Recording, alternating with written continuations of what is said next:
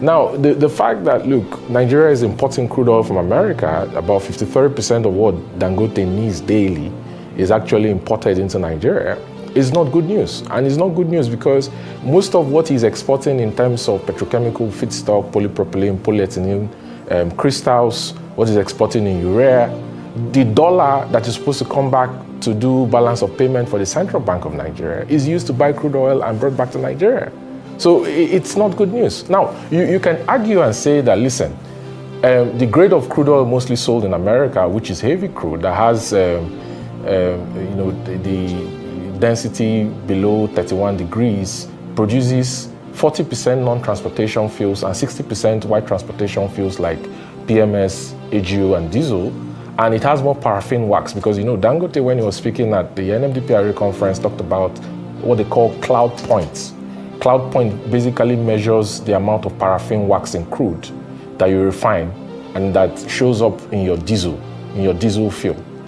So cloud point basically says that in temperate countries, for example, where there's cold and the temperature drops significantly, the tendency of the diesel forming wax, paraffin, when you're driving is high and it affects the engine performance and the fuel filter. That's what cloud point is.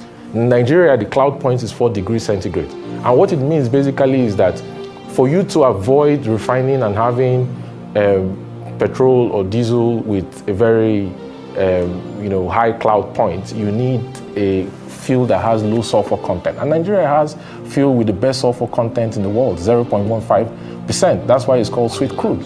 So it doesn't help that we're importing crude oil because Dangote cannot get crude oil because NUPRC has refused to implement the DCSO obligations, and you have operators telling the regulator that they have stabilization clauses from pre-export facility PXF in their loans they collected to do E&P, so they can't meet up with the domestic crude obligations, and those stabilization clauses supersede the Petroleum Industry Act. So I believe it's time for all the stakeholders to come to the table, for the president as Minister of Petroleum, which is an aberration and anomaly, and sit everybody down and say it's time to amend the Petroleum Industry Act. Okay, thank you so much for that very robust insight into some of the foundational issues. I think the question on everybody's minds is, what are those amendments? Because like you're rightfully saying, these are commitments that were made, most of them international commitments. The funding has been received, most of it has been spent in many instances. They are forward sales contracts. So are you saying that we should violate some of these contracts that we have in order to meet domestic? What's the real long-term solution here? Because it almost seems like a catch-22 situation that, yes, absolutely, we need to free up that crude oil. But how do we free it up when it's been committed to money that we have chopped and swallowed already? How do we do that? Vimbai, very good question you asked. So, there are two layers of this conversation. There is one about the wholesale agreements, that the government has taken.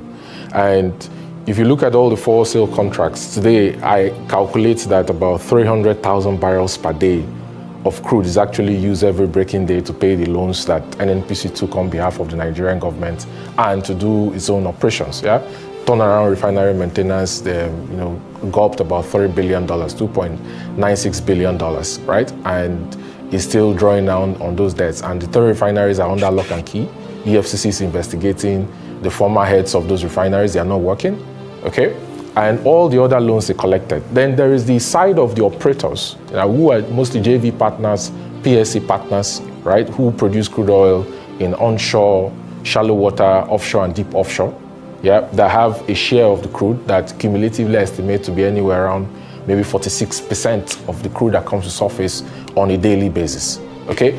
Now, most of the stabilization clauses for pre-export facility, the PXF facility, are not with the IOCs. They are with the members of the IPPG, Independent Petroleum Producers Group, the small operators who are taking onshore assets from the IOCs that have gone offshore. That, for example, if you look at the Renaissance deal, about $2.3 billion. Renaissance put up about 1.1, if I'm not mistaken, $1.1 billion. The remaining is paid over crude and gas to Shell over a period of time. Some of these operators have had to borrow money. So, they have pre-export facility, they have stabilization clauses, and they are telling the regulator that we can't, give crude according to this year's obligations because we have commitments to traders. But then the question is, there's nowhere in the world, Vimbai, there's nowhere in the world where stabilization clauses in PXF facility supersedes the Petroleum Industry Act of the day, which is the law governing the sector. There's nowhere in the world where it does. This is why I'm saying that, look, number one, we have to raise production.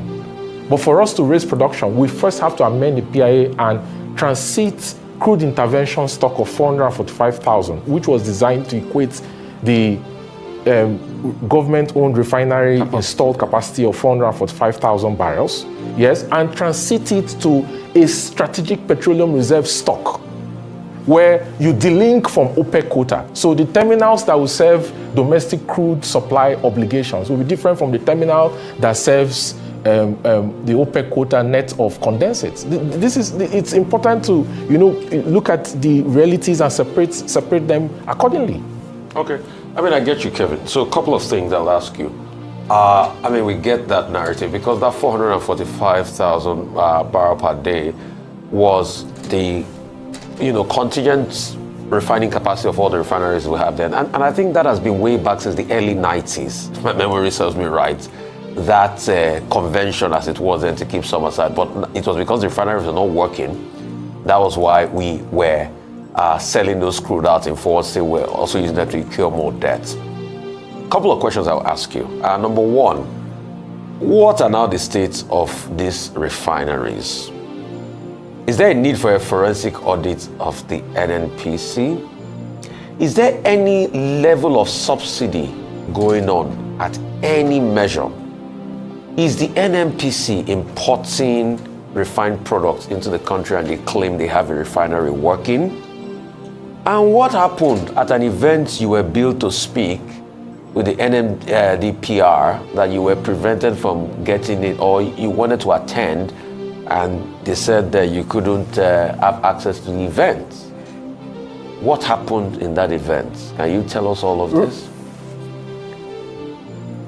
Rufai, thank you so much. I'm very happy you brought up let me start from the event. I'm very happy you brought it up. 2 days ago, I had registered last week for the event. I was sent a confirmation email with a QR code. And then I showed up at the event. And when I gave my phone with the details, registration details with confirmation email, I was informed that the protocol to the Authority Chief Executive of NMDPRA had asked them at the registration desk not to allow me in. They flagged my name and they've asked them to refuse me entrance into the event. I was perplexed, I was surprised because it's a government organized event in partnership with Standard & Poor's, and it was organized with government money. It sets policy direction that affects people's lives, and I am a concerned Nigerian attending the event to understand and learn what is going on in the industry, and I was prevented because they flagged my name. And I'm surprised that we've come to this point where it's now a personal vendetta. I don't know what I did to Farouk Ahmed, Kelvin, the Authority Chief Executive, that's what that will make them to flag my name. You are talking too much. That's what they're telling you. Answer the other questions, please. Need for a forensic audit. Are we paying any form of subsidies? Is NNPC still importing crude into the country despite the fact that they spent over $3 billion to fix these refineries and the likes? And you throw some clarity on that. And NNPC has the right of defense. Rufai, the 3 refineries that are owned by the government are bleeding money. They are costing NNPC Group money. They are under lock and key. And you were right, from last year when you said that they were blending and they were not refining. Port Harcourt has an installed capacity of 210,000 barrels, old Port Harcourt 60,000, new Port Harcourt 150,000 in Eleme. Warri has an installed capacity of 125,000 barrels.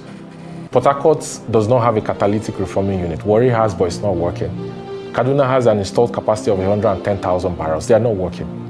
$18 billion has gone into turnaround maintenance. In the last 6 years, $30 billion has gone into turnaround maintenance, and those monies were borrowed to do turnaround maintenance, and they are not working. So, of course, there's a need to do forensic audit on not just the refinery business, but also on all the other areas of the group to check the contingent assets and liabilities, and see the state of the balance sheet.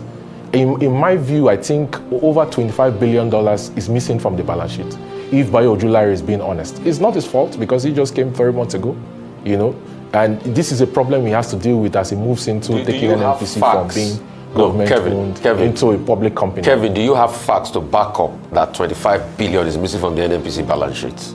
If I tell you now, come on a panel and present that facts, do you have it? I deal with facts. It's not a case of Rufai here. Rufai, do you have the facts? Rufai, when you look at their operations E&P, their operations midstream, and their operations downstream, you look at the contingent assets and liabilities on the balance sheet. You see, when NNPC moves and attempts to go to an IPO, you first do your evaluation, and then you go into valuation, and then you go into pricing. The details will come out because nobody is going to invest. No institutional investor is going to put money in NNPC if they don't have the accurate state of the balance sheet. So we will watch and see how it goes. Bayo Ojulari says that he's going to get to an IPO by 2028. Yeah, it should have happened in 2027. 2027 is an election year, and I don't think they want to do. Kelvin, let's not muddle up matter. You don't have facts to that effect that the balance sheet there's a 25 billion hole. Secondly, is there any subsidy still going on within the NNPC frame? Is there any subsidy still going on within the NNPC frame as we speak? To be honest with you, Rufai, if you look at the domestic crude allocation, the government still has barrels allocated to subsidy. And this is the question. This is why I'm shocked that the Nigerian Governors Forum is quiet. The government still has barrels it allocates to subsidy on a daily basis. So the question is, why are they paying for subsidy when Sections 205 of the PIA has been implemented? Okay, Kelvin. That's the question. You asked about importation. You asked about importation, Dr. Abati. Last month, 965 million liters of petrol was imported into Nigeria. Despite the fact that Nigeria consumes about averagely 32 million liters per day and doesn't require more than 1 billion liters per day. Okay. So you have a situation where 965 million liters of petrol was imported and Dangote exported more than 1 billion liters of petrol. Okay, nobody is even sure, even at this moment, about how much we consume per day. But I would like to ask you, there's been a recommendation on the table by Alhaji Aliko Dangote that these local refineries, since you brought up the issue of refineries, that are not viable, that it should be sold for scrap, even if possible. What do you think? These same refineries that have consumed over $20 billion in terms of rehabilitation, and the House Committee on downstream petroleum regulation is saying they are going to investigate, they will set up a framework. What do you think? Do you think House Committee led by Ugo Chinyere can make any difference? Or do you agree with Alhaji Aliko Dangote that these refineries should just be sold because they are of no use in their present state? Dr. Abati, I think, the late Umar Musa Yar'Adua, God bless his soul, anytime I think about him, he made a mistake when he revoked the sale of those refineries to the Blue Star Consortium, Port Harcourt and Kaduna Refinery. He made a mistake, the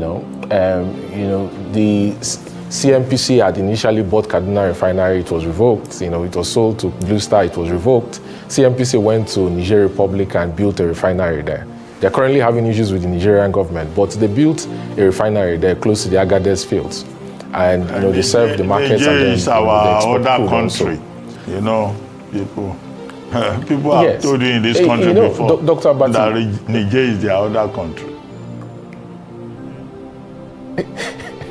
Dr. Abati, the refineries today are not a going concern owned by the government. The government has, not just with refineries, also with Ajaokuta Steel, it has an unhealthy obsession with moribund state-owned assets that are not working and that are never going to work. Because when you have those refineries and they become like vehicles for doing things that are not legally justifiable, and you can't do an audit and it checks out, then what are we talking about? It's a liability. The 3 government-owned refineries are a liability on the books of NNPC. It costs them nearly 200 billion naira per year to service. They've had staffs on their books for more than 20 years that they pay salaries and emoluments on a yearly basis that are not bringing any value. Okay, so I don't see the reason why the refineries are still on the books of NNPC and the government has hope that the refineries are going to come back to life. I don't take National Assembly serious. Their committees on downstream, I don't take them seriously because we've been here since last year. They didn't do anything about it. The Senate and House of Assembly came and said that they were going to investigate. It died a natural death. So any statement that the chairman House Committee on Downstream makes or Senate Committee on Downstream makes concerning the refinery, I don't take it seriously because nothing is going to come out of it. The bottom line is that those refineries need to be sold. NNPC needs to focus on what it knows how to do best, which is go upstream. It needs to adopt Section 65 of the PIA, move from JV, move to IJVC. Bio needs to build technical competence for NNPC to be able to operate the fields that it owns directly and not use Financial Technical Service Agreement or FTSA. Okay. And focus on its bread and butter, which is exploration and production. Okay. The refining business should be left for the private sector. Okay, I get your point. You say that the committees on the downstream sector in the National Assembly are peopled by unserious persons. Is that what you are saying? Yes or no? Ikechukwu. Yes, Dr. Abati. That's exactly what I'm saying. Yeah, you say they are unserious people in the National Assembly